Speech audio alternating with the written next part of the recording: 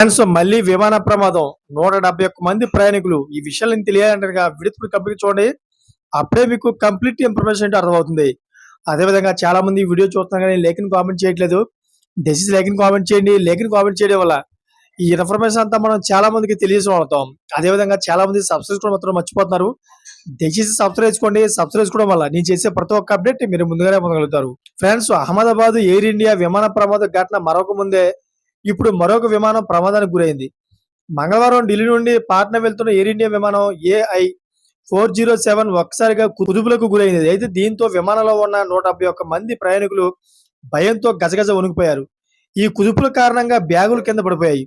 ఆ సమయంలో చాలా మంది ప్రయాణికులు భోజనం చేస్తున్నారు. అప్పుడే విమానం కుదుపులకు గురి కావడంతో వారి ఆహారం, డ్రింక్స్ కూడా చెల్లాచెదురుగా పడిపోయాయి. అయితే ఇది ప్రయాణికులలో మరింత భయాందోళనను పెంచింది.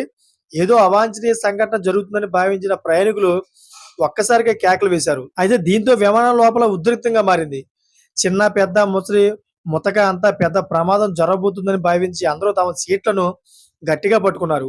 అయితే ఈ క్లిష్ట పరిస్థితిలో ఓపిక వ్యవహరించిన పైలట్స్ విమానాన్ని సేఫ్ గా ల్యాండ్ చేశారు. ఈ సవాలుతో కూడిన పరిస్థితిలో పైలట్ తన అవగాహన, అనుభవాన్ని ప్రదర్శించి 171 మంది ప్రయాణికుల ప్రాణాలు కాపాడారు. Thank for watching friends.